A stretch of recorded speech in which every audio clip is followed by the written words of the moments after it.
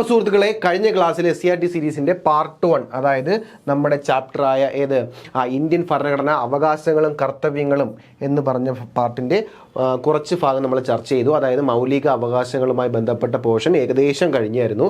അതിൻ്റെ കുറച്ച് പോർഷനോടെ ഉണ്ട്. അത് നമ്മൾ ഈ പാട്ടിലും പിന്നെന്താണ് കർത്തവ്യങ്ങൾ എന്ന പോർഷനും നമ്മൾ ഈ പാട്ടിൽ പഠിച്ച് കഴിയും. ഓക്കെ, നേരെ ക്ലാസ്സിലോട്ട് പോവാം. നമ്മൾ കഴിഞ്ഞ ക്ലാസ്സിൽ പറഞ്ഞത് മൗലിക അവകാശങ്ങളാണ്. ഏതൊക്കെയാണെന്ന് എന്താണ് ചെറിയൊരു ഐഡിയ പറഞ്ഞു പോവുകയാണ് ചെയ്തത്. ഓക്കെ, ഇവിടെ നോക്കിയാൽ ഒരു റിവിഷനായിട്ട് നിങ്ങളിത് കൂട്ടിക്കോ. സമത്വത്തിനുള്ള അവകാശം നമ്മൾ കഴിഞ്ഞ ക്ലാസ്സിൽ പറഞ്ഞിരുന്നു. അനുച്ഛേദം എവിടം തൊട്ട് എവിടം വരെ? 14 മുതൽ 18 വരെയാണ്. അപ്പോൾ സമത്വത്തിനുള്ള അവകാശം 14 മുതൽ 18 വരെയാണ്. അടുത്ത് പറഞ്ഞ എന്താണ് സ്വാതന്ത്ര്യത്തിനുള്ള അവകാശം? അത് പറയുന്നത് 19 മുതൽ 22 വരെയാണ്. അത് കഴിഞ്ഞിട്ട് പറഞ്ഞത് ചൂഷണത്തിനെതിരെയുള്ള അവകാശം, അത് പറയുന്നത് അനുച്ഛേദം 23ഉം 24ഉമാണ്. അത് കഴിഞ്ഞിട്ട് പറഞ്ഞ എന്താണ് മത സ്വാതന്ത്ര്യത്തിനുള്ള അവകാശം, അതും പറഞ്ഞു 25 മുതൽ 28 വരെയാണ് ആർട്ടിക്കിൾ. പിന്നെ പറഞ്ഞ എന്താണ് സാംസ്കാരികവും വിദ്യാഭ്യാസപരവുമായ അവകാശം പറയുന്നത് 29 മുതൽ 30 വരെയാണ്. പിന്നെ പറഞ്ഞത് ഭരണഘടനാപരമായിട്ടുള്ള പ്രതിവിധിക്കുള്ള അല്ലെങ്കിൽ പരിഹാരങ്ങൾക്കുള്ള അവകാശം ആർട്ടിക്കിൾ 32. ഓക്കെ, ഇത് ഒരുപാട് തവണ നിങ്ങൾ ഏതൊരു ക്വസ്റ്റ്യൻ എടുത്ത് നോക്കിയാലും ഇതിനൊക്കെ എന്താ ഉണ്ടാവും? ക്വസ്റ്റ്യൻ ഉണ്ടാവും. അപ്പോൾ എന്ത് ചെയ്യുക? ഇത് കൺഫ്യൂഷൻ ഇല്ലാതെ പഠിക്കാൻ ശ്രമിക്കുക. ഇതൊക്കെ കൺഫ്യൂഷൻ ഉണ്ടാക്കും ഈ ആർട്ടിക്കിൾസ്. അപ്പോൾ എന്ത് ചെയ്യുക? വൃത്തിയായിട്ട് പഠിക്കുക. ഓക്കെ, ഇതൊരു ഓക്കെ ആണെന്ന് വിചാരിക്കുന്നു. ഓക്കെ, അപ്പോൾ മൗലിക അവകാശങ്ങളുമായി ബന്ധപ്പെട്ട് കാര്യങ്ങൾ നമ്മൾ ചർച്ച ചെയ്തു. ഈ മൗലിക അവകാശങ്ങൾ ലംഘിക്കപ്പെട്ടാൽ നമുക്ക് എവിടെ പോകാമെന്ന് പറഞ്ഞു? സുപ്രീം കോടതിയിലോ ഹൈക്കോടതിയിലോ കോടതികളെ സമീപിക്കുക എന്ന് പറഞ്ഞു. അതായത് കോടതികളാണ് മൗലിക അവകാശത്തിൻ്റെ സംരക്ഷകനായിട്ട് പ്രവർത്തിക്കുന്നതെന്ന് നമ്മൾ പറഞ്ഞു കഴിഞ്ഞു. അങ്ങനെ പറയുമ്പോൾ ഈ മൗലിക അവകാശങ്ങൾ ലംഘിക്കപ്പെടുമ്പോൾ നമുക്ക് എന്ത് ചെയ്യാൻ പറ്റും? കോടതിയെ സമീപിക്കാം. അങ്ങനെ കോടതിയെ സമീപിക്കുമ്പോൾ കോടതി എന്ത് ചെയ്യും? ആ ലംഘിക്കപ്പെട്ട മൗലിക അവകാശം പുനഃസ്ഥാപിക്കപ്പെടും. അതെങ്ങനെയാണ്? അങ്ങനെ എന്ത് ചെയ്യുന്നു? ലംഘിക്കപ്പെടുന്ന മൗലികാവകാശങ്ങൾ പുനഃസ്ഥാപിക്കാൻ വേണ്ടി ഹൈക്കോടതി അല്ലെങ്കിൽ സുപ്രീം കോടതി പുറപ്പെടുവിക്കുന്ന ഉത്തരവിനെ പറയുന്ന പേരാണെന്ത്? റിട്ടുകൾ എന്ന് പറയുന്നത്. എന്താണ്? റിട്ടുകൾ. അപ്പോൾ എന്താണ് റിട്ട്? നമ്മുടെ ഈ പറയുന്ന മൗലികാവകാശങ്ങൾ ഏതെങ്കിലും ഒന്ന് ലംഘിക്കപ്പെടുമ്പോൾ സുപ്രീം കോടതി അല്ലെങ്കിൽ ഹൈക്കോടതി പുറപ്പെടുവിക്കുന്ന റിട്ട് അല്ലെങ്കിൽ ഉത്തരവിന് പറയുന്ന പേരാണെന്ത്? റിട്ടുകൾ എന്ന് പറയുന്നത്. ഈ പറയുന്ന റിട്ടുകൾ എത്ര വിധത്തിലുണ്ടെന്ന് അറിയാമോ? 5 വിധത്തിലുണ്ട്. 1, 2, 3, 4, 5. ഓക്കെ, അത് ഓരോന്നും എന്താണെന്ന് പഠിക്കാം. ഓക്കെ, ഹേബിയസ് കോർപ്പസ്, വ്യക്തി സ്വാതന്ത്ര്യത്തിന്റെ സംരക്ഷകൻ എന്നറിയപ്പെടുന്ന റിട്ടാണ് എന്ത്? Habeas corpus. നമ്മൾ നേരത്തെ പറഞ്ഞു 1215 മാഗ്ന കാർട്ടയിൽ ഉൾപ്പെടുത്തിയിരിക്കുന്ന ഒരു വിഷയമാണ് എന്ത്? Habeas corpus. ഈ ഹേബിയസ് കോർപ്പസ് എന്ന് പറഞ്ഞാൽ എന്താണ്? വ്യക്തിയെ ഹാജരാക്കുക അല്ലെങ്കിൽ ശരീരം ഹാജരാക്കുക എന്നുള്ളതാണ് ഹേബിയസ് കോർപ്പസ് എന്ന വാക്കിന്റെ അർത്ഥം. അതായത് ഇപ്പം നിങ്ങളെ ഒരാൾ അല്ലെങ്കിൽ നിങ്ങളെ കൂട്ടത്തിൽപ്പെടുന്ന ഒരാളെ എന്ത് ചെയ്യുന്നു? അന്യായമായിട്ട് അല്ലെങ്കിൽ ആ നിയമത്തിനെതിരായിട്ട് അയാളുടെ ഇഷ്ടത്തിനെതിരായിട്ട് എന്ത് ചെയ്യുന്നു? അയാളെ അന്യായമായി തടങ്കലിൽ വെച്ചിരിക്കുന്നു അല്ലെങ്കിൽ പൂട്ടിയിട്ടിരിക്കുന്നു. അങ്ങനെ പൂട്ടിയിട്ടിരിക്കുമ്പോൾ അയാൾക്കെതിരെ എന്ത് ചെയ്യുന്നു? അല്ലെങ്കിൽ അങ്ങനെ പൂട്ടിയിട്ടിരിക്കുന്ന അവസ്ഥയിൽ നിന്ന് മോചിപ്പിക്കാൻ വേണ്ടി ഹൈക്കോടതി ഒരു ഉത്തരവ് പുറപ്പെടുവിക്കുന്നു. ആ പുറപ്പെടുവിക്കുന്ന ഉത്തരവിന്റെ പേരാണ് ഹേബിയസ് കോർപ്പസ്. എന്താണ് ഇപ്പോൾ പറഞ്ഞത്? അന്യായമായി തടങ്കലിൽ വെച്ചിട്ടുള്ള ഒരാളെ കോടതിക്ക് മുൻപാകെ ഹാജരാക്കാൻ വേണ്ടി ആവശ്യപ്പെട്ടുകൊണ്ട് കോടതി പുറപ്പെടുവിക്കുന്ന ഉത്തരവിനെ പറയുന്ന പേരാണെന്ത്? Habeas corpus. അപ്പൊ ഹേബിയസ് കോർപ്പസിന്റെ മീനിങ് എന്താണ്? ശരീരം ഹാജരാക്കുക. പഠിച്ചോ, ശരീരം ഹാജരാക്കുക. ഓക്കെ, അപ്പൊ എന്താണ്? അന്യായമായി തടങ്കലിൽ വെച്ചിരിക്കുന്ന ആളെ കോടതി മുൻപാകെ ഹാജരാക്കാൻ വേണ്ടി കോടതി പുറപ്പെടുവിക്കുന്ന റിട്ടിന്റെ പേരെന്താണ്? ശരീരം ഹാജരാക്കുക.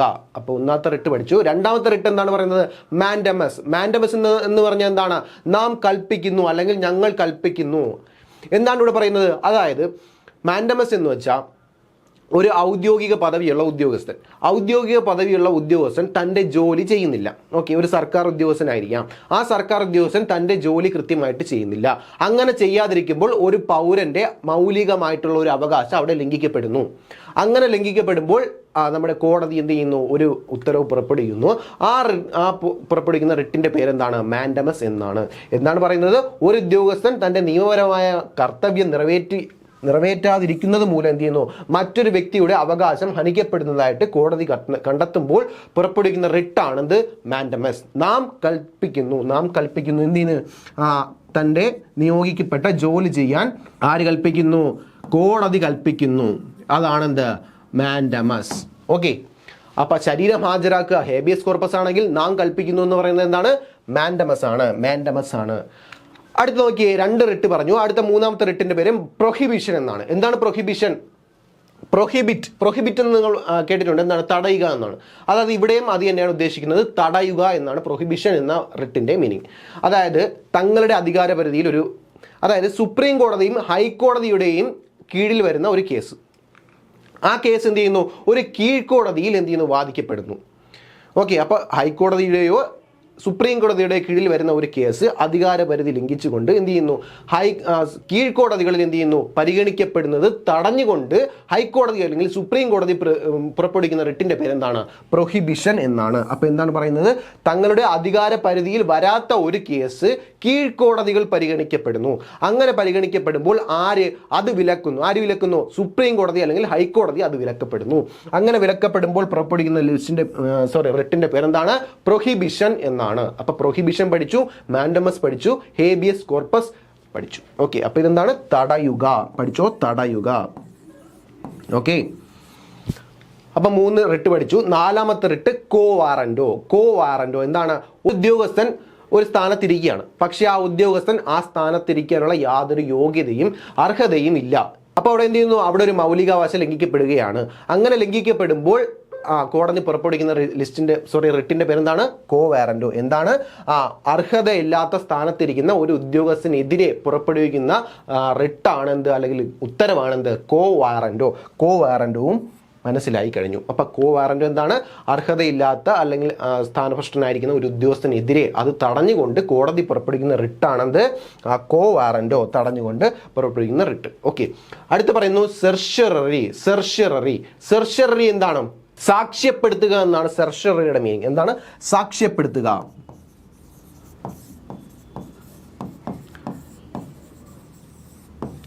എന്താണ് സെർഷ്യറി കൊണ്ട് അർത്ഥമാക്കുന്നത്? അതായത് ഒരു കീഴ്ക്കോടതിയിൽ ഒരു കേസ് പരിഗണിച്ചുകൊണ്ടിരിക്കുകയാണ്, അതിന്റെ വാദങ്ങൾ ഇങ്ങനെ തുടർന്ന് പൊയ്ക്കൊണ്ടിരിക്കുകയാണ്. അപ്പോൾ മേൽക്കോടതിയായ ഹൈക്കോടതിക്കോ സുപ്രീം കോടതിക്കോ മനസ്സിലാകുകയാണ് ആ നടക്കുന്ന വാദം എന്താണ്? നിയമത്തിനെതിരെയാണ്, അല്ലെങ്കിൽ അവിടെ ഒരു മൗലികാവകാശം ലംഘിക്കപ്പെടുന്നുണ്ട്. ആ കേസിന്റെ പരിഗണന അല്ലെങ്കിൽ കേസ് വാദിക്കുന്നത് എങ്ങനെയാണ്?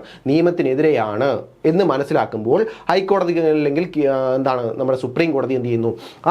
ആ കേസ് മേൽക്കോടതിയിലേക്ക് വിടാൻ വേണ്ടി ഉത്തരവ് പുറപ്പെടുവിക്കുന്നു. ഇതാണെന്ത്? സെർഷ്യററി എന്ന് പറയുന്ന ഉത്തരവ്. കാര്യം മനസ്സിലായല്ലോ? ഒരു കീഴ്ക്കോടതിയുടെ പരിഗണനയിൽ ഇരിക്കുന്ന കേസ് മേൽക്കോടതിയിലേക്ക് കൈമാറ്റം ചെയ്യപ്പെടുന്നതിനുള്ള ഉത്തരവാണെന്ത്? സെർഷ്യററി. അത് നമ്മുടെ ഭരണഘടനയ്ക്ക് വിധേയമാകാത്തതോ അല്ലെങ്കിൽ എന്താണ് നമ്മുടെ ഭരണഘടനയ്ക്ക് എതിരെയോ നിയമത്തിനെതിരെയോ ആയിരിക്കാം. അങ്ങനെ തോന്നുമ്പോഴാണ് എന്ത് ചെയ്യുന്നത്? ഈ കൈമാറ്റം നടക്കപ്പെടുന്നത്. അപ്പൊ 5 റിട്ടുകൾ നമ്മൾ വൃത്തിയായിട്ട് പഠിച്ചു. ആരാണ് പുറപ്പെടുവിക്കുന്നത്? ഹൈക്കോടതിയാണ് അല്ലെങ്കിൽ സുപ്രീം കോടതിയാണെന്നും പറഞ്ഞു അല്ലേ? ഹൈക്കോടതിയാണെങ്കിൽ ഈ റിട്ട് ആർട്ടിക്കിൾ 226 പ്രകാരമായിരിക്കും പുറപ്പെടുവിക്കുന്നത്. അപ്പോൾ ഹൈക്കോടതിക്ക് റിട്ട് പുറപ്പെടുവിക്കാനുള്ള അല്ലെങ്കിൽ അതിനുള്ള അധികാരം നൽകുന്ന ആർട്ടിക്കിൾ അല്ലെങ്കിൽ അനുച്ഛേദം ചോദിച്ചാൽ 226 ആണ്. സുപ്രീം കോടതിക്കാണെങ്കിൽ അനുച്ഛേദം എത്ര? 32 പ്രകാരമാണ് റിട്ട് പുറപ്പെടുവിക്കുന്നത്. റിട്ടുകൾ എന്ന ആശയം ഇന്ത്യ കടം കൊണ്ടിരിക്കുന്നത് എവിടെ നിന്നാണ്?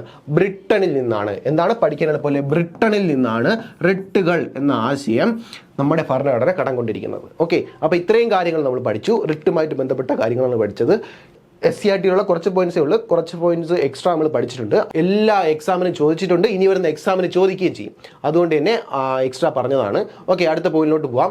നമ്മൾ പറഞ്ഞു മൗലിക അവകാശങ്ങൾ അല്ലേ? മൗലിക അവകാശങ്ങൾ എന്ന് പറയുമ്പോൾ ഒരു പൗരന് അല്ലെങ്കിൽ ഓരോ പൗരനും ലഭിക്കേണ്ട അവകാശങ്ങൾ എന്താണ്? മൗലികമായിട്ട് ലഭിക്കേണ്ട അവകാശങ്ങളെ പറ്റിയാണ് മൗലിക അവകാശങ്ങൾ പറയുന്നത്. ഇവിടെ പറയുന്നു രാഷ്ട്ര നയത്തിന്റെ നിർദ്ദേശക തത്വങ്ങൾ അല്ലെങ്കിൽ മാർഗനിർദ്ദേശക തത്വങ്ങൾ എന്ന് പറയുന്നു. അത് ഒരു പൗരന് ലഭിക്കേണ്ട അവകാശങ്ങൾ. ഇവിടെ പറയുന്നു രാഷ്ട്ര നയത്തിന്റെ നിർദ്ദേശക തത്വങ്ങൾ. അതായത് ഒരു പൗരന് ലഭിക്കേണ്ട അവകാശങ്ങളും സ്വാതന്ത്ര്യങ്ങളും നമ്മൾ മൗലിക അവകാശത്തിൽ പഠിച്ചു. അതിനപ്പുറം സാമൂഹികവും സാമ്പത്തികവും വിദ്യാഭ്യാസവുമായിട്ടുള്ള നീതിക്കും എന്ത് ചെയ്തു? പ്രാധാന്യമുണ്ട്. അങ്ങനെ പ്രാധാന്യം കൊടുത്തുകൊണ്ടിട്ടുള്ള ആശയങ്ങൾ ഉൾക്കൊള്ളിച്ചിരിക്കുന്ന വകുപ്പ് അല്ലെങ്കിൽ ഭാഗമാണ് ഏത്? നമ്മുടെ രാഷ്ട്ര നയത്തിന്റെ നിർദ്ദേശക തത്വങ്ങൾ അല്ലെങ്കിൽ directive principles of state policy എന്ന് പറയുന്നത്. അപ്പോൾ എന്താണ്? ഈ പറയുന്ന മൗലികാവകാശങ്ങളും അതിൻ്റെ അപ്പുറത്തേക്കുള്ള സാമൂഹിക സാമ്പത്തിക നീതിക്കും പ്രാധാന്യം കൊടുത്തുകൊണ്ട് കൊണ്ട് ഉള്ള ആശയങ്ങൾ ഉൾക്കൊള്ളിച്ചിരിക്കുന്ന ഭാഗമാണ് ഇത് directive principles of state policy അല്ലെങ്കിൽ രാഷ്ട്ര നയത്തിന്റെ നിർദ്ദേശക തത്വങ്ങൾ. ഓക്കെ, അപ്പൊ എന്താണ് നമ്മൾ പറഞ്ഞു? മൗലിക അവകാശങ്ങൾ എന്തിന് പ്രാധാന്യം കൊടുക്കുന്നു? ഓരോ പൗരന്റെയും സ്വാതന്ത്ര്യങ്ങൾക്കും അവകാശങ്ങൾക്കും പ്രാധാന്യം കൊടുക്കുന്നു. ഇതെവിടെ എന്താണ്? സാമൂഹികമായിട്ടുള്ള സ്നേഹം, അതായത് ഓരോ പൗരനും അല്ല, നമ്മുടെ സമൂഹം എല്ലാ ജനങ്ങൾക്കും വേണ്ടിയുള്ള ക്ഷേമത്തിനാണ് ഇവിടെ പ്രാധാന്യം. ജനക്ഷേമത്തിനാണ് പ്രാധാന്യം കൊടുക്കുന്നത്. ഓക്കെ, അപ്പൊ എല്ലാ വിഭാഗം ജനങ്ങളുടെയും ക്ഷേമവും പുരോഗതിയും ഉറപ്പുവരുത്തിക്കൊണ്ടുള്ള ക്ഷേമ രാഷ്ട്രം ഉറപ്പുവരുത്തുക എന്നുള്ളതാണ് എന്തിന്റെ ലക്ഷ്യം? രാഷ്ട്ര നയത്തിന്റെ നിർദ്ദേശക തത്വങ്ങളുടെ ലക്ഷ്യം എന്ന് പറയുന്നത്. ഓക്കെ ആണല്ലോ? അപ്പൊ രാഷ്ട്ര നയത്തിന്റെ നിർദ്ദേശക തത്വങ്ങൾ അല്ലെങ്കിൽ മാർഗനിർദ്ദേശക തത്വങ്ങൾ എന്ന് പറയുന്നത് നടപ്പിലാക്കുന്നത് ആരാണ്? സർക്കാരാണ്, അല്ലേ? അതായത് ഒരു ഭരണകാര്യം അല്ലെങ്കിൽ ഒരു നിയമം നിർമ്മിക്കപ്പെടുന്നു. അങ്ങനെ നിർമ്മിക്കപ്പെടുമ്പോൾ എന്ത് ചെയ്യണം? ഈ രാഷ്ട്ര നയത്തിന്റെ നിർദ്ദേശക തത്വങ്ങൾ പാലിക്കപ്പെടണം. അപ്പോൾ എന്താണ്? സർക്കാരുകൾ പാലിക്കേണ്ട കുറെ നിർദ്ദേശങ്ങൾ ഭരണഘടനയിൽ എഴുതി വച്ചിരിക്കുന്ന ഭാഗമാണ് രാഷ്ട്ര നയത്തിന്റെ നിർദ്ദേശക തത്വങ്ങൾ അല്ലെങ്കിൽ മാർഗനിർദ്ദേശക തത്വങ്ങൾ. ഇവ ഉൾക്കൊള്ളിച്ചിരിക്കുന്ന ഭാഗം ഏതെന്ന് വെച്ചാൽ ഭാഗം 4ലാണ് ഉൾക്കൊള്ളിച്ചിരിക്കുന്നത്. ആർട്ടിക്കിൾ എത്രയെന്ന് പറഞ്ഞാൽ 36 മുതൽ 51 വരെയാണ്. അപ്പം മാർഗനിർദ്ദേശക തത്വങ്ങൾ എന്ന് പറഞ്ഞ ടോപ്പിക് എന്താണെന്ന് മനസ്സിലായി എന്ന് വിചാരിക്കുന്നു. നമ്മുടെ മൗലികാവകാശങ്ങൾക്കപ്പുറം ക്ഷേമരാഷ്ട്രം, അതായത് സാമൂഹിക സാമ്പത്തിക നീതിക്കും പ്രാധാന്യം കൊടുത്തുകൊണ്ടുള്ള ആശയങ്ങൾ ഉൾക്കൊള്ളിച്ചിരിക്കുന്നു. അവിടെ എന്താണ്? സർക്കാർ പാലിക്കേണ്ട ഉത്തരവുകളാണ് ഈ ഭാഗത്തിൽ ഉൾപ്പെടുത്തിയിരിക്കുന്നത്. ഇത് ഉൾപ്പെടുത്തിയിരിക്കുന്ന ഭാഗം 4ലാണ്. ആർട്ടിക്കിൾ 36 മുതൽ 51 വരെയാണ്. അതായത് ഒരു സമയം അല്ലെങ്കിൽ എന്താണ് നമ്മുടെ സർക്കാർ എന്ത് ചെയ്യുന്നു? ഒരു പരിപാടി, എന്തെങ്കിലും രാഷ്ട്ര നയങ്ങളോ അല്ലെങ്കിൽ എന്താണ് രാഷ്ട്രീയ പരിപാടികളോ ഒരു നിയമങ്ങളോ നിർമ്മിക്കുമ്പോൾ അല്ലെങ്കിൽ അവിടെ ഒരു ഭരണകാര്യം നടക്കുമ്പോൾ എന്ത് ചെയ്യുന്നു? നമ്മുടെ രാഷ്ട്ര നയത്തിൻ്റെ നിർദ്ദേശക തത്വങ്ങൾ പാലിച്ചുകൊണ്ട് അവ നടപ്പിലാക്കണം എന്ന് പറയുന്നതാണ് എന്ത്? രാഷ്ട്ര നയത്തിൻ്റെ നിർദ്ദേശക തത്വങ്ങൾ. ഇങ്ങനെ നടത്തുമ്പോൾ ഇതിലേതെങ്കിലും ഒന്ന് സർക്കാർ എന്ത് ചെയ്യുന്നു? ലംഘിക്കപ്പെടുന്നു. അതായത് സർക്കാർ ചെയ്യേണ്ട അല്ലെങ്കിൽ സർക്കാർ പാലിക്കേണ്ട നിർദ്ദേശങ്ങളാണല്ലോ ഈ മാർഗനിർദ്ദേശക തത്വങ്ങൾ. ഈ പറയുന്ന നിർദ്ദേശങ്ങളിൽ ഏതെങ്കിലും ഒന്ന് സർക്കാർ ലംഘിച്ചാൽ അത് കോടതി വഴി പുനഃസ്ഥാപിക്കപ്പെടാൻ കഴിയില്ല. മൗലികാവകാശങ്ങളിൽ അങ്ങനെ പറ്റും, പക്ഷേ മാർഗനിർദ്ദേശക തത്വങ്ങൾ അല്ലെങ്കിൽ രാഷ്ട്ര നയത്തിന്റെ നിർദ്ദേശക തത്വങ്ങളിൽ അങ്ങനെ ചെയ്താൽ നമുക്ക് കോടതിയെ സമീപിക്കാൻ കഴിയില്ല. ഓക്കെ, അപ്പൊ എന്താണ് ഇവിടെ പറഞ്ഞത്? ഒരു രാഷ്ട്ര നയ നിർദ്ദേശക തത്വങ്ങളിൽ ഏതെങ്കിലും ഒരു നിർദ്ദേശം എന്ത് ചെയ്യുന്നു? സർക്കാർ തെറ്റിക്കുകയുണ്ടായി. അങ്ങനെ തെറ്റിച്ചാൽ നമുക്ക് എന്ത് ചെയ്യാൻ പറ്റില്ല? കോടതിയെ സമീപിക്കാനോ അത് നേടിയെടുക്കാനോ സാധ്യമല്ല. അതായത് എന്ത് ചെയ്യണം? ഇതൊരു നോൺ ജുഡീഷ്യറി ആക്ടിവിറ്റി ആയിട്ട് കണക്കാക്കും. ഓക്കെ അല്ലേ? അപ്പൊ എന്താണ് രാഷ്ട്ര നയത്തിന്റെ നിർദ്ദേശക തത്വങ്ങൾ? നമ്മുടെ സാമ്പത്തിക, സാമൂഹിക, വിദ്യാഭ്യാസ, അന്താരാഷ്ട്ര വിഷയങ്ങളെല്ലാം സ്പർശിക്കുന്ന ഒരു വിപുലമായ ആശയങ്ങളാണ് എന്തിൽ ഉൾക്കൊള്ളിച്ചിരിക്കുന്നത്? രാഷ്ട്ര നയത്തിന്റെ മാർഗനിർദ്ദേശക തത്വങ്ങളിൽ ഉൾക്കൊള്ളിച്ചിരിക്കുന്നത്. ഓക്കെ ആണല്ലോ? ഈ പറയുന്ന ആശയങ്ങളെ തന്നെ എന്ത് ചെയ്യാം? 3ആയിട്ട് ഡിവൈഡ് ചെയ്യാം. സോഷ്യലിസ്റ്റ് ആശയം, ഉദാരാശയം, ഗാന്ധിയൻ ആശയങ്ങൾ. അപ്പൊ ആ ആശയങ്ങൾ ഏതാണെന്ന് കൃത്യമായിട്ട് പഠിക്കാം. അതിൽ ഉദാരാശയത്തിൽ ഉൾപ്പെടുന്നത് ഏതൊക്കെ, സോഷ്യലിസ്റ്റ് ആശയങ്ങൾ ഉൾപ്പെടുന്നത് ഏതൊക്കെ, ഗാന്ധിയൻ ആശയങ്ങൾ ഉൾപ്പെടുന്നത് ഏതൊക്കെ, അങ്ങനെ 3ആയിട്ട് തിരിക്കുന്നു. അതിൽ ഏതൊക്കെ ഉൾപ്പെടുന്നുവെന്നും വൃത്തിയായിട്ട് നമുക്ക് നോക്കാം. ഓക്കെ, നോക്കിയടാ. ഉദാര ആശയങ്ങൾ ഉൾപ്പെടുന്ന വിഷയങ്ങളാണ് നോക്കാൻ പോകുന്നത്. ആശയങ്ങൾ ഏതൊക്കെയാണെന്ന് നോക്കാം. എന്താണ്? അന്താരാഷ്ട്ര സമാധാനവും സുരക്ഷിതത്വവും അഭിവൃദ്ധിപ്പെടുത്തുക. എന്താണ്? അന്താരാഷ്ട്ര സമാധാനം, സുരക്ഷിതത്വം എന്നിവ അഭിവൃദ്ധിപ്പെടുത്തുക. ഇതാണെന്ത്? ഉദാരാശയത്തിൽപ്പെടുന്ന ആദ്യത്തെ ആശയം. ഓക്കെ, അടുത്ത് പറയുന്നത് എന്താണ്? പൗരർക്ക് ഏകരൂപമായ നിയമസംഹിത. എല്ലാ പൗരന്മാർക്കും ഒരു നിയമസംഹിത ഉറപ്പുവരുത്തുന്നു. അടുത്ത് പറയുന്നു തുല്യനീതിയും സൗജന്യ നിയമസഹായവും. തുല്യനീതിയും സൗജന്യ നീതി സഹായവും ഒരു ഉദാരാശയമാണ്. അടുത്ത് പറയുന്നു 6 വയസ്സിൽ താഴെയുള്ള കുട്ടികൾക്ക് എന്ത് കൊടുക്കണം? പരിചരണവും വിദ്യാഭ്യാസവും വ്യവസ്ഥ ചെയ്യുന്നു. ഇതെല്ലാം എന്താണ്? ഉദാരാശയമാണ്. അപ്പോൾ 6 വയസ്സിൽ താഴെയുള്ള കുട്ടികൾക്ക് പ്രചരണം, വിദ്യാഭ്യാസം എന്നിവ എന്ത് ചെയ്യുന്നു? പ്രചരണമല്ല, പരിചരണവും വിദ്യാഭ്യാസവും വ്യവസ്ഥ ചെയ്യണം. പിന്നെ പറയുന്നു പരിസ്ഥിതി, കന്നുകാലി, വന്യജീവി സംരക്ഷണം. എന്താണ്? പരിസ്ഥിതി, കന്നുകാലി, വന്യജീവി സംരക്ഷണം. ഇതെല്ലാം ഉൾപ്പെടുന്നത് ഏതിലാണ്? ഉദാര ആശയങ്ങളിലാണ്. അപ്പോൾ ഉദാര ആശയങ്ങൾ ഉൾപ്പെടുന്ന എത്ര പോയിന്റ്? 6 പോയിന്റ് പഠിച്ചു. 5 പോയിന്റ് പഠിച്ചു. ആ 5 പോയിന്റ് വ്യക്തമായിട്ട് പഠിക്കുക. ഇത് ഉറപ്പായിട്ടും ചോദിച്ചിട്ടുണ്ട്. ഇത് ഒരുപാട് PYQs ചോദിച്ചിട്ടുണ്ട്. ഇനിയും ചോദിക്കാം. അപ്പൊ എന്ത് ചെയ്യാ? പഠിച്ചു വയ്ക്കോ. ഉദാരാശയങ്ങൾ പെടുന്ന ഏതൊക്കെയാണ്? അന്താരാഷ്ട്ര സമാധാനം, സുരക്ഷിതത്വം അഭിവൃദ്ധിപ്പെടുത്തുക, ഏകരൂപമായ നിയമസംഹിത എല്ലാവർക്കും, തുല്യനീതി, സൗജന്യ നിയമസഹായം, 6 വയസ്സിൽ താഴെയുള്ള എല്ലാ കുട്ടികൾക്കും എന്താണ്? പരിചരണവും വിദ്യാഭ്യാസവും വ്യവസ്ഥ ചെയ്യുക, പരിസ്ഥിതി, കന്നുകാലി, വന്യജീവി സംരക്ഷണം. ഇതാണ് ഉദാരാശയത്തിൽ ഉൾപ്പെടുന്നത്. അടുത്തു പറയുന്നു സോഷ്യലിസ്റ്റ് ആശയങ്ങൾ. സോഷ്യലിസ്റ്റ് പരമായിട്ടുള്ള ആശയങ്ങൾ ഏതൊക്കെയാണ്? തൊഴിലാളികൾക്ക് ജീവിക്കാൻ ആവശ്യമായ വേതനം. എങ്ങനെ? ജീവിക്കാൻ ആവശ്യമായിട്ടുള്ള വേതനം. അടുത്ത് പറയുന്നു സ്ത്രീക്കും പുരുഷനും തുല്യ ജോലി, തുല്യ വേതനം.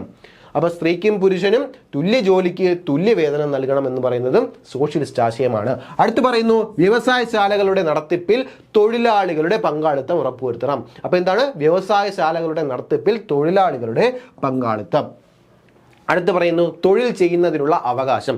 തൊഴിൽ ചെയ്യുന്നതിനുള്ള അവകാശവും എന്താണ് സോഷ്യലിസ്റ്റ് ആശയങ്ങളാണ്. അടുത്ത് പറയുന്നു ശ്രദ്ധിച്ചു, നീതിപൂർവകവും എന്താണ് മാനുഷികവുമായ തൊഴിൽ സാഹചര്യങ്ങളിൽ പ്രസവാനുകൂല്യങ്ങൾ ഉറപ്പുവരുത്തുക. എന്താണ് മെറ്റേണിറ്റി ലീവ് പരമായിട്ടുള്ള സംവിധാനങ്ങൾ ഉറപ്പുവരുത്തുക എന്നുള്ളത് എന്താണ് സോഷ്യലിസ്റ്റ് ആശയങ്ങളിൽ ഉൾപ്പെടുന്നവയാണ്. എന്താണ് നീതിപൂർവകവും മാനുഷികമായ തൊഴിൽ സാഹചര്യങ്ങളും പിന്നെന്താണ് പ്രസവ ആനുകൂല്യവും ഉറപ്പുവരുത്തുക എന്നുള്ളത് എന്താണ് സോഷ്യലിസ്റ്റ് ആശയങ്ങൾ ഉൾപ്പെടുന്നതാണ്. സോഷ്യലിസ്റ്റ് ആശയങ്ങൾ നോക്കിക്കഴിഞ്ഞാൽ മനസ്സിലാവും ഒരേ സ്വഭാവമുള്ളതാണ്, പഠിക്കാൻ എളുപ്പവുമാണ്. ഓക്കെ ആണല്ലോ. അപ്പൊ അടുത്ത ഏതാണ് ഗാന്ധിയൻ ആശയങ്ങളാണ്. അപ്പൊ ഗാന്ധിയൻ ആശയങ്ങൾ പെടുന്ന ഏതൊക്കെയാണ് നോക്കിയടാ. ഗ്രാമപഞ്ചായത്തുകൾ സംഘടിപ്പിക്കുക എന്നുള്ളത് ഗാന്ധിയൻ ആശയമാണ്. ഇതൊക്കെ ഒരുപാട് തവണ ഇതിനെ അപേക്ഷിച്ച് ഇത് ഒരുപാട് തവണ PYQ ആയിട്ട് ചോദിച്ചിട്ടുണ്ട്. അപ്പൊ എന്ത് ചെയ്യുക, അത് വൃത്തിയായിട്ട് സ്ട്രെസ് ചെയ്ത് പഠിക്കാൻ ശ്രമിക്കുക. അപ്പൊ ഗ്രാമപഞ്ചായത്തുകൾ സംഘടിപ്പിക്കുക, കുടിൽ വ്യവസായങ്ങൾ പരിപോഷിക്കുക. അടുത്ത് പറഞ്ഞു കൃഷിയും മൃഗസംരക്ഷണവും. അടുത്ത് പറയുന്നു ലഹരി പാനീയങ്ങളുടെ ആരോഗ്യത്തിന് ഹാനികരമായ മരുന്നുകളുടെയും ഉപഭോഗത്തിന് നിരോധനം ഏർപ്പെടുത്തുക. ഇതിലെന്താണ് ഗാന്ധിയൻ ആശയമാണ്. അപ്പൊ എന്താണ് ലഹരി പാനീയങ്ങൾ, ആരോഗ്യത്തിന് ഹാനികരമായിട്ടുള്ള എല്ലാ മരുന്നുകളും എന്ത് ചെയ്യുക, നിരോധിക്കുക. അടുത്ത് പറയുന്നു പട്ടികജാതി പട്ടികവർഗ വിഭാഗങ്ങളുടെയും മറ്റ് ദുർബല വിഭാഗങ്ങളുടെയും ഉന്നമനം. ഓക്കെ, ഇത്രയും കാര്യങ്ങളാണ് ഗാന്ധിയൻ ആശയങ്ങളിൽ പറയുന്നു. ഏതൊക്കെയാണ് ഗ്രാമപഞ്ചായത്ത് രൂപീകരണം, കുടിൽ വ്യവസായം, ലഹരി പാനീയങ്ങളുടെ നിരോധനം, പിന്നെന്ത് പറയുന്നു കൃഷിയും മൃഗസംരക്ഷണവും, പിന്നെ പറയുന്നു പട്ടികജാതി പട്ടികവർഗ വിഭാഗങ്ങളുടെയും ദുർബലരുടെയും ഉന്നമനം. ഇതൊക്കെയാണ് ഗാന്ധിയൻ ആശയങ്ങൾ പറയുന്നത്. ഓക്കെ, അപ്പോൾ ഉദാരാശയം, സോഷ്യലിസ്റ്റ് ആശയം, ഗാന്ധിയൻ ആശയം, 3 തരത്തിലുള്ള ആശയങ്ങൾ നമ്മൾ പഠിച്ചു. ഇതെല്ലാം എന്തിൽ ഉൾപ്പെടുന്നു, മാർഗനിർദ്ദേശക തത്വങ്ങൾ ഉൾപ്പെടുന്നു, അല്ലെങ്കിൽ രാഷ്ട്ര നയത്തിന്റെ നിർദ്ദേശക തത്വങ്ങൾ ഉൾപ്പെടുന്നു. ഇതെല്ലാം സർക്കാരുകൾക്ക് അല്ലെങ്കിൽ സർക്കാരിന്റെ ഒരു നീതിപൂർവമായ നടത്തിപ്പിന് ഭരണഘടന നിർദ്ദേശിക്കുന്ന കുറെ ആശയങ്ങളാണ്. ഇതെല്ലാം പാലിച്ചുകൊണ്ട് വേണം സർക്കാർ പ്രവർത്തിക്കേണ്ടതെന്നാണ് പറയുന്നത്. ഓക്കെ, ഇത് ലംഘിച്ചുകൊണ്ട് തന്നെ യാതൊരു പ്രശ്നവും ഇല്ല. അതായത് നമുക്ക് എന്ത് ചെയ്യാൻ പറ്റില്ല, ഇത് ലംഘിച്ചു എന്ന് പറഞ്ഞ് നമുക്ക് കോടതിയെ സമീപിക്കാൻ കഴിയില്ല. ഓക്കെ, അടുത്ത് പറയുന്നു മൗലിക അവകാശങ്ങളും നിർദ്ദേശക തത്വങ്ങളും തമ്മിലുള്ള വ്യത്യാസങ്ങൾ. നമ്മൾ മൗലികാവകാശം വൃത്തിയായിട്ട് പഠിച്ചു, മാർഗനിർദ്ദേശക തത്വങ്ങൾ ഇപ്പോൾ വൃത്തിയായിട്ട് പഠിച്ചു. ഓക്കെ, അതിന് തമ്മിലുള്ള വ്യത്യാസങ്ങൾ ഏതൊക്കെയെന്ന് നോക്കാം. നമുക്കറിയാം ഇന്ത്യൻ ഭരണഘടനയിൽ പ്രതിപാദിക്കുന്ന മൗലികാവകാശങ്ങളും രാഷ്ട്ര നയത്തിന്റെ നിർദ്ദേശക തത്വങ്ങളും പരസ്പര രൂപങ്ങളാണ്. അതായത് ഒരു നാണയത്തിന് 2 സൈഡ് പോലെ എന്ത് ചെയ്യണം, പരസ്പരം അങ്ങോട്ടും എന്ത് ചെയ്യുന്നു, ബാലൻസ് ചെയ്ത് നിൽക്കേണ്ട കാര്യങ്ങളാണ്. അപ്പോൾ മൗലിക അവകാശങ്ങൾ ഗവൺമെന്റിന്റെ അധികാരത്തിന്റെ പരിധി നിർണ്ണയിക്കുമ്പോൾ ആ നിർദ്ദേശക തത്വങ്ങൾ എങ്ങനെയാണ്, ചില കാര്യങ്ങൾ എന്ത് ചെയ്യുന്നു ചില കാര്യങ്ങൾ ചെയ്യാൻ എന്ത് ചെയ്യുന്നു ഗവൺമെന്റിനെ പ്രേരിപ്പിക്കുന്നത് ആരാണ്, മാർഗനിർദ്ദേശക തത്വങ്ങളാണ്. അപ്പം മൗലിക അവകാശങ്ങൾ, ഗവൺമെന്റ് ഒരു കാര്യം ചെയ്യുന്നു, ഒരു നിയമം നടപ്പിലാക്കുന്നു. ആ നിയമം നടപ്പിലാക്കുമ്പോൾ എന്ത് ചെയ്യണം, അത് കോടതിക്ക് വിടണം. കോടതിക്ക് വിട്ടിട്ട് കോടതി അത് പറയണം, ഇത് ഭരണഘടനാ വിരുദ്ധമാണോ അല്ലേ എന്ന്. അത് ഭരണഘടനയ്ക്ക് അനുസരിച്ചാണ് ആ നിയമം പാലിച്ചതെങ്കിൽ ആ നിയമം പാസ്സാക്കാൻ കഴിയും. അല്ല എങ്കിൽ ആ നിയമം എന്ത് ചെയ്യുന്നു, ആ നിയമത്തിന് പരിധി നിർണ്ണയിക്കുന്നത് കോടതിയാണ്. അപ്പോൾ എന്താണ് അവിടെ എന്താണ് ഗവൺമെന്റിന്റെ അധികാരങ്ങൾക്ക് കോടതി വിലങ്ങിടുകയാണ് ചെയ്യുന്നത്. അതൊരു നെഗറ്റീവ് മാർക്കായിട്ട് കണക്കാക്കാൻ കഴിയും. അപ്പോൾ എന്താണ് മൗലിക അവകാശങ്ങൾ ഗവൺമെന്റിന് ഒരു നെഗറ്റീവാണ് എന്ന് മനസ്സിലാക്കുക. ഓക്കെ, എല്ലാ നിയമങ്ങളും എല്ലാ നയങ്ങളും രൂപീകരിക്കാൻ കഴിയില്ല. അതിന് എന്ത് ബാധകമാണ്, മൗലിക അവകാശങ്ങൾ ബാധകമാണ്. മൗലിക അവകാശങ്ങൾ ബാധിക്കാതെ വേണം ഈ നിയമങ്ങൾ പാലിക്കാൻ. അതുകൊണ്ട് തന്നെ ഗവൺമെന്റിന്റെ അധികാരങ്ങൾക്ക് പരിധി നിർണ്ണയിക്കുന്നു ആര്, മൗലിക അവകാശം. പക്ഷേ എന്താണ്, മാർഗനിർദ്ദേശക തത്വങ്ങൾ ഗവൺമെന്റിന് ചില കാര്യങ്ങൾ ചെയ്യാൻ എന്ത് ചെയ്യുന്നു, പ്രേരിപ്പിക്കുകയാണ് ചെയ്യുന്നത്. നമ്മൾ പറഞ്ഞു കുടിൽ വ്യവസായം, തുല്യ ജോലിക്ക് തുല്യ വേതനം, ഇതൊക്കെ ചെയ്യാൻ എന്ത് ചെയ്യുന്നു, ഗവൺമെന്റിനെ പ്രേരിപ്പിക്കുന്നത് മാർഗനിർദ്ദേശക തത്വങ്ങളാണ് എന്നിങ്ങനെ മനസ്സിലാക്കാം. നമുക്കറിയാം മൗലിക അവകാശങ്ങൾ പ്രധാനമായും വ്യക്തികളുടെ അവകാശങ്ങളെയാണ് സംരക്ഷിക്കുക എന്ന് പറഞ്ഞു. ഓരോ പൗരന്റെയും അവകാശങ്ങളെ സംരക്ഷിക്കുന്നു. അതേസമയം നിർദ്ദേശക തത്വങ്ങൾ എങ്ങനെയാണ് ഒരു സമൂഹത്തിന്റെ അല്ലെങ്കിൽ എല്ലാ വിഭാഗം ജനങ്ങളെയും, ഓരോ പൗരനാണോ അല്ല, സമൂഹത്തിന്റെ അല്ലെങ്കിൽ സാമൂഹികമായിട്ടുള്ള എല്ലാ വിഭാഗങ്ങളുടെയും ജനക്ഷേമം ഉറപ്പുവരുത്തുന്നതാണ് നിർദ്ദേശക തത്വം. എന്താണ് നിർദ്ദേശക തത്വങ്ങൾ? എങ്ങനെയാണ് സമൂഹത്തിലെ എല്ലാ ജനവിഭാഗങ്ങളുടെയും ക്ഷേമം ഉറപ്പുവരുത്തുന്നു. അപ്പോൾ മൗലികാവകാശങ്ങൾ ഓരോ പൗരനും എന്ത് ചെയ്യുന്നു, അവകാശങ്ങൾ ഉറപ്പുവരുത്തുന്നതെങ്കിൽ മാർഗനിർദ്ദേശക തത്വങ്ങൾ എങ്ങനെയാണ് സമൂഹത്തിലെ എല്ലാ ജനവിഭാഗങ്ങളുടെയും ക്ഷേമം ഉറപ്പുവരുത്തുകയാണ് ചെയ്യുന്നത്. വ്യത്യാസങ്ങൾ വൃത്തിയായിട്ട് പഠിക്കുക. മൗലികാവകാശങ്ങൾ ലംഘിക്കപ്പെടുമ്പോൾ സുപ്രീം കോടതിയെയോ ഹൈക്കോടതിയെയോ സമീപിക്കാൻ സാധിക്കും. എന്നാൽ നമ്മൾ പറഞ്ഞു നിർദ്ദേശക തത്വങ്ങൾ ലംഘിക്കപ്പെട്ടാൽ എന്താണ്, കോടതിയെ സമീപിക്കാൻ സാധിക്കുകയില്ല എന്ന് പറഞ്ഞു അല്ലേ. മൗലിക അവകാശങ്ങളിൽ ഭേദഗതി ചെയ്യുന്നതിന് എന്ത് ചെയ്യുന്നു, സങ്കീർണമായിട്ടുള്ള നിയമ നടപടികൾ ആവശ്യമാണ്. അപ്പോൾ മൗലിക അവകാശങ്ങളിൽ ഏതെങ്കിലും ഒന്ന് ഭേദഗതി വരുത്തണം അല്ലെങ്കിൽ മാറ്റണമെങ്കിൽ എന്താണ്, അവിടെ ഒരുപാട് സങ്കീർണമായിട്ടുള്ള നടപടിക്രമങ്ങൾ പാലിച്ചുകൊണ്ട് മാത്രമേ അത് സാധ്യമാകൂ. പക്ഷേ അങ്ങനെയല്ല മാർഗനിർദ്ദേശക തത്വങ്ങൾ, നിർദ്ദേശങ്ങളുടെ ഭേദഗതി നടപടികൾ താരതമ്യേന എങ്ങനെയാണ് ലളിതവും നിയമനിർമ്മാണത്തിന് നടപ്പിലാക്കാവുന്നതുമാണ്. നിയമനിർമ്മാണത്തിലൂടെ എന്ത് ചെയ്യാം, അതിൽ ഭേദഗതി വരുത്താൻ കഴിയും. ഓക്കെ, അപ്പോൾ കമ്പയർഡ് ടു മൗലിക അവകാശങ്ങൾ ഇറ്റ്സ് എളുപ്പമാണ് അല്ലേ. അടുത്ത് പറയുന്നത് ജനാധിപത്യ പ്രക്രിയയിൽ മൗലിക അവകാശങ്ങൾ രാഷ്ട്രീയ ജനാധിപത്യത്തെ പ്രാവർത്തികമാക്കുന്നു. പോയിന്റ് സ്റ്റേറ്റ്മെന്റ് പഠിച്ചോ, മൗലിക അവകാശങ്ങൾ രാഷ്ട്രീയ ജനാധിപത്യമാണ് പ്രാവർത്തികമാക്കുന്നത്. എന്നാൽ മാർഗനിർദ്ദേശക തത്വങ്ങൾ എങ്ങനെയാണ്, സാമൂഹിക സാമ്പത്തിക ജനാധിപത്യത്തെയാണ് സാക്ഷാത്കരിക്കുന്നത്. പോയിന്റ്, മൗലിക അവകാശങ്ങൾ രാഷ്ട്രീയ ജനാധിപത്യത്തെ പ്രോത്സാഹിപ്പിക്കുമ്പോൾ മാർഗനിർദ്ദേശക തത്വങ്ങൾ സാമൂഹിക സാമ്പത്തിക ജനാധിപത്യത്തെ പ്രോത്സാഹിപ്പിക്കുന്നു. ഓക്കെ, ക്ലിയർ ആണല്ലോ. അടുത്ത് നോക്കിയടാ, മാർഗനിർദ്ദേശക തത്വങ്ങൾ പ്രയോഗത്തിൽ എങ്ങനെയാണെന്ന് നോക്കാം. നോക്കിയേ, സാമൂഹിക സാമ്പത്തിക നീതി ലക്ഷ്യം വെച്ചിട്ടുള്ള പരിപാടിയാണെന്ന് നമ്മൾ പറഞ്ഞു കഴിഞ്ഞു. ഓക്കെ, അങ്ങനെ എന്ത് ചെയ്യുന്നു, ഭേദഗതി എങ്ങനെ ചെയ്യാമെന്ന് പറഞ്ഞു. ഭേദഗതി കമ്പയർഡ് ടു മറ്റത് എന്തിനാണ്, എളുപ്പമാണെന്ന് പറഞ്ഞു. ലളിതമാണ് ഭേദഗതി ചെയ്യാൻ മാർഗനിർദ്ദേശക തത്വം. അങ്ങനെ നിയമനിർമ്മാണത്തിലൂടെ എന്ത് ചെയ്യാൻ പറ്റും, ഇത് പല നിർദ്ദേശങ്ങളും നടപ്പിലാക്കാൻ ഭയങ്കര എളുപ്പമാണ്. ഓക്കെ, അങ്ങനെ ചെയ്യുമ്പോൾ അങ്ങനെ ഉണ്ടായതാണ് ഗ്രാമപഞ്ചായത്തുകൾ സംഘടിപ്പിക്കുക എന്നുള്ളത് നമ്മൾ പറഞ്ഞു. ഗാന്ധിയൻ ആശയത്തിൽ ഉൾപ്പെടുന്നതാണ്. 1993 പഞ്ചായത്ത് രാജ് നഗരപാലിക നിയമം, ഇതൊക്കെ 7ാം ക്ലാസ്സിലെ ചാപ്റ്ററിൽ പറഞ്ഞതാണ്. നഗരപാലിക നിയമത്തിലൂടെ നടപ്പിലാക്കിയിട്ടുള്ളതാണ്. പിന്നെന്ന് പറയുന്നത് ഉദാരാശയമായിട്ടുള്ള സൗജന്യ വിദ്യാഭ്യാസം. അങ്ങനെയാണ് 2009 വിദ്യാഭ്യാസ അവകാശ നിയമത്തിലൂടെ സാധ്യമാക്കപ്പെട്ടു എന്നും നമ്മൾ പറഞ്ഞു കഴിഞ്ഞു. ഓക്കെ, അടുത്ത് പറയുന്നു 1987 പരിസ്ഥിതി സംരക്ഷണ നിയമം. ഇതെന്താണ്, ഉദാരാശയത്തിന്റെ പ്രതിഫലനമാണ് നമ്മൾ പറഞ്ഞു കഴിഞ്ഞു അല്ലേ. പിന്നെ പറയുന്നു 1976 തുല്യവേതന നിയമം സോഷ്യലിസ്റ്റ് ആശയത്തിൽ ഉൾപ്പെടുന്നതാണ്. സ്ത്രീക്കും പുരുഷനും തുല്യ ജോലിക്ക് തുല്യവേതന എന്ന ആശയം പ്രാവർത്തികമാക്കി 1976 തുല്യവേതന നിയമം വഴിയാണ്. ഓക്കെ, അപ്പോൾ ഓരോ നിയമത്തിലൂടെയും ഇതിനെന്ത് ചെയ്യാം, ഭേദഗതി വരുത്താൻ എളുപ്പമാണ് മാർഗനിർദ്ദേശക തത്വങ്ങൾ. ഓക്കെ, അപ്പോൾ മാർഗനിർദ്ദേശക തത്വങ്ങൾ പ്രയോഗത്തിൽ കൊണ്ടുവരാൻ അല്ലെങ്കിൽ നടപ്പിലാക്കാൻ എളുപ്പമാണ്. ഓക്കെ, അതെങ്ങനെ കൊണ്ടുവരാം, നിയമനിർമ്മാണത്തിലൂടെ കൊണ്ടുവരാൻ കഴിയും. ഓക്കെ, നോക്കിയടാ, നമ്മൾ നേരത്തെ പറഞ്ഞു മൗലിക അവകാശങ്ങൾ നിർദ്ദേശക തത്വങ്ങൾ, അതിൻ്റെ ഡിഫറൻസ് അല്ലേ.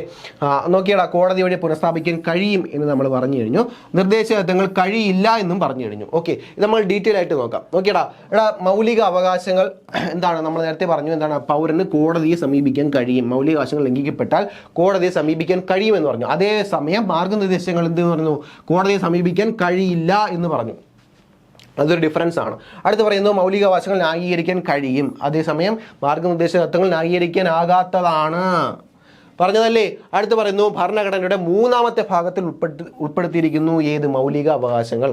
എന്നാൽ മാർഗനിർദ്ദേശക തത്വങ്ങൾ ഏത് ഭാഗത്തിലാണ്, 4ാമത്തെ ഭാഗത്തിലാണെന്നും പറഞ്ഞതാണ്.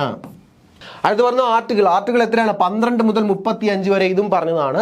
എന്നാൽ മാർഗനിർദ്ദേശക തത്വങ്ങൾ 36 മുതൽ 51 വരെയാണ് പ്രതിപാദിക്കുന്നത്. അടുത്ത് പറയുന്നു ഇന്ത്യൻ പൗരന് അടിസ്ഥാനപരമായി ഭരണഘടന അനുവദിക്കുന്ന അവകാശങ്ങളാണെന്ത്, മൗലിക അവകാശങ്ങൾ. അടിസ്ഥാനപരമായിട്ടുള്ള മൗലികമായിട്ടുള്ള അവകാശങ്ങളാണെന്ത്, മൗലിക അവകാശങ്ങൾ. അതേസമയം മാർഗനിർദ്ദേശക തത്വങ്ങൾ ഗവൺമെന്റുകൾക്ക് ഭരണഘടന നൽകുന്ന കുറെ നിർദ്ദേശങ്ങളാണ് മാർഗനിർദ്ദേശക തത്വങ്ങൾ ഉൾപ്പെടുന്നത്. എടുത്തു നോക്കിയടാ, രാഷ്ട്രീയ ജനാധിപത്യമാണ് ഇന്ത്യയിൽ മൗലിക അവകാശം വഴി നടപ്പിലാക്കുന്നത്. എന്നാൽ സാമൂഹിക സാമ്പത്തിക ജനാധിപത്യമാണ് മാർഗനിർദ്ദേശക തത്വം വഴി നടപ്പിലാക്കുന്നത്. പിന്നെ മൗലിക അവകാശത്തിൽ പറയുന്നു ഓരോ പൗരന്റെയും ക്ഷേമം നടപ്പിലാക്കുന്നു. അതേസമയം മാർഗനിർദ്ദേശക തത്വങ്ങളിൽ എങ്ങനെയാണ്, സമൂഹത്തിന്റെ പൊതുവായിട്ടുള്ള ക്ഷേമമാണ് നടപ്പിലാക്കുന്നത് എന്ന് പറഞ്ഞു അല്ലേ. പിന്നെ പറയുന്നു നിയമപ്രകാരം മൗലികാവകാശ ലംഘനം ശിക്ഷാർഹമാണ്. നിയമപ്രകാരം മൗലികാവകാശം ശിക്ഷാർഹമാണ്. അതേസമയം മാർഗനിർദ്ദേശക തത്വങ്ങൾ ശിക്ഷാർഹമാണോ, അല്ല അല്ലേ. ലംഘിക്കപ്പെട്ടാൽ നമുക്കൊന്നും ചെയ്യാൻ പറ്റില്ല, നോക്കി നിൽക്കാനേ കഴിയൂ. അടുത്ത നോക്കിയാൽ നിയമലംഘനം ഉണ്ടായാൽ കോടതികൾക്ക് എന്ത് ചെയ്യാം, അവ നിയമപരമായിട്ട് നടപ്പിലാക്കാം. റിട്ട് അല്ലേ, റിട്ട് ഇതിലൂടെയല്ലേ നടപ്പിലാക്കുന്നത്, റിട്ട്. അടുത്ത് നോക്കിയാൽ നിയമലംഘനം ഉണ്ടായാൽ കോടതികൾക്ക് അവ നടപ്പിലാക്കാൻ കഴിയില്ല അല്ലേ. അടുത്ത് പറയുന്നു മൗലികാവകാശങ്ങൾ ലംഘിക്കപ്പെടുന്ന നിയമങ്ങളെ അസാധുവായും, നമ്മൾ പറഞ്ഞു ജുഡീഷ്യറി എങ്ങനെയാണ് മൗലികാവകാശങ്ങൾക്കെതിരെ ഒരു നിയമം ഉണ്ടാക്കിയാൽ എന്ത് ചെയ്യാം, അതിനെ അസാധുവാക്കി കാണാൻ കഴിയും. പിന്നെന്താണ്, ഭരണഘടനാ വിരുദ്ധമായും പ്രഖ്യാപിക്കാൻ ആർക്ക്, കോടതിക്ക് അധികാരമുണ്ട്. അതേസമയം നിർദ്ദേശക തത്വങ്ങളിൽ അങ്ങനെ ഒരു അധികാരം കോടതിക്ക് ഇല്ല. ഓക്കെ, അടുത്ത് പറയുന്നു ഇവ ഭരണകൂടത്തിന് മേലുള്ള നിയന്ത്രണങ്ങളായിട്ട് കണക്കാക്കപ്പെടുന്നു. നമ്മൾ നേരത്തെ പറഞ്ഞ പോലെ നെഗറ്റീവ് സൈഡ് ആണെന്ന് പറഞ്ഞു അല്ലേ മൗലിക അവകാശം ഗവൺമെന്റിന് അല്ലേ. ഒരു ഗവൺമെന്റ് നിയമം പാസ്സാക്കാൻ എന്ത് ചെയ്യണം, അത് കോടതിയെ സമീപിച്ച് അത് കോടതി ഉത്തരവ് വെച്ച് ഭരണഘടനാ വിരുദ്ധമല്ല എന്ന് തെളിയിച്ചാലേ എന്ത് ചെയ്യുന്നു അത് നിയമമാകും. അതെന്താണ്, ഒരു ഭരണകൂടത്തിന് മേലുള്ള ഒരു നിയന്ത്രണമായിട്ട് കണക്കാക്കുന്നു. അതേസമയം എന്താണ്, സർക്കാരിന്റെ ലക്ഷ്യങ്ങൾ കൈവരിക്കാൻ സഹായിക്കുന്ന കുറെ നിർദ്ദേശങ്ങൾ അടങ്ങിയിരിക്കുന്നവയാണ് മാർഗനിർദ്ദേശക തത്വങ്ങൾ എന്നും പറഞ്ഞു കഴിഞ്ഞു. പിന്നെ പറയുന്ന നോക്കിയാൽ ദേശീയ അടിയന്തരാവസ്ഥയിൽ ഇവ താൽക്കാലികമായിട്ട് നിർത്തിവെക്കാൻ കഴിയും. ഏതൊക്കെ? ആർട്ടിക്കിൾ 21, 20 ഒഴികെ എന്ത് ചെയ്യാം, അടിയന്തരാവസ്ഥ സമയത്ത് മൗലികാവകാശം നിർത്തലാക്കാം. പക്ഷേ മാർഗനിർദ്ദേശക തത്വങ്ങൾ എന്ത് ചെയ്യാൻ പറ്റില്ല, ഒരു സാഹചര്യത്തിലും താൽക്കാലികമായിട്ട് നിർത്തിവെക്കാൻ കഴിയില്ല. ഓക്കെ, അടുത്ത നോക്കിയാൽ അമേരിക്കൻ ഐക്യനാടുകളായ ഭരണഘടനയിൽ നിന്നും കടമെടുത്തതാണ് എന്ത്, മൗലിക അവകാശം അമേരിക്കയിൽ നിന്ന് കടം കൊണ്ടിരിക്കുന്നു. അതേസമയം മാർഗനിർദ്ദേശക തത്വങ്ങൾ കടം കൊണ്ടിരിക്കുന്നത് എവിടെ നിന്നാണ്? അയർലൻഡിൽ നിന്നാണ്. ഓക്കെ, അപ്പം മൗലിക അവകാശം പിന്നെന്താണ് മാർഗനിർദ്ദേശക തത്വങ്ങൾ, ഇവിടെ ഡിഫറൻസസ് ആണ് നമ്മൾ പഠിച്ചത് അല്ലേ, ഡിഫറൻസസ് ആണ് പഠിച്ചത്. അടുത്ത് നോക്കാം മൗലിക കർത്തവ്യങ്ങൾ. എന്താണിത്? മൗലിക അവകാശവും മാർഗനിർദ്ദേശകത്വവും സർക്കാർ ജനങ്ങൾക്ക് വേണ്ടി അല്ലെങ്കിൽ ജനക്ഷേമത്തിന് വേണ്ടി ചെയ്യുന്ന കുറേ കാര്യങ്ങളാണ് പറഞ്ഞത്. എന്നാൽ മൗലിക കർത്തവ്യം എന്താണെന്ന് സർദാർ വല്ലഭായ് പട്ടേൽ പറഞ്ഞിട്ടുണ്ട്. എന്താണെന്ന് നോക്കാം. എന്താണ്? ഓരോരുത്തരും ഓർക്കേണ്ടത്, ഞാനൊരു ഇന്ത്യക്കാരനായിരിക്കുമ്പോൾ തന്നെ എന്താണ്, എനിക്ക് എല്ലാ അവകാശങ്ങളോടൊപ്പം നിയതമായ ചുമതലകളും ഉണ്ടെന്നാണ്.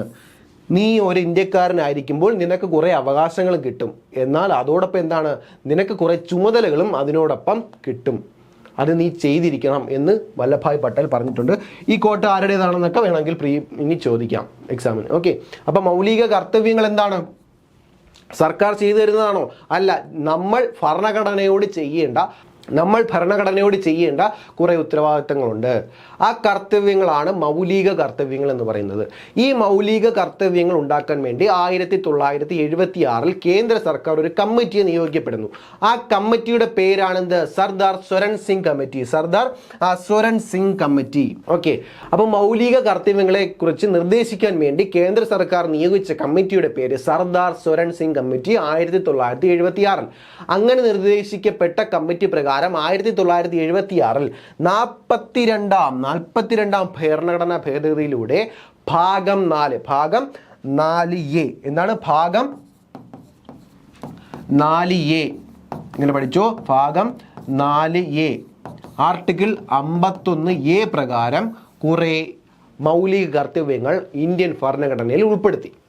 ഓക്കെ, അപ്പോൾ ഏതാണ്? ഭാഗം 4A ആർട്ടിക്കിൾ 51 പ്രകാരം എന്ത് ചെയ്യുന്നു? മൗലിക കർത്തവ്യങ്ങൾ ഇന്ത്യൻ ഭരണഘടനയുടെ ഭാഗമായി തീർന്നിരിക്കുന്നു. ഓക്കെ, അതാണ് ഇവിടെ പറയുന്നത്. പൗരരുടെ മൗലിക കർത്തവ്യങ്ങളെ കുറിച്ച് നിർദ്ദേശിക്കാൻ സമർപ്പിക്കുന്നതിനായിട്ട് 1974 കേന്ദ്ര സർക്കാർ നിയോഗിക്കപ്പെട്ട കമ്മിറ്റിയാണ് സർദാർ സ്വരൺ സിംഗ് കമ്മിറ്റി.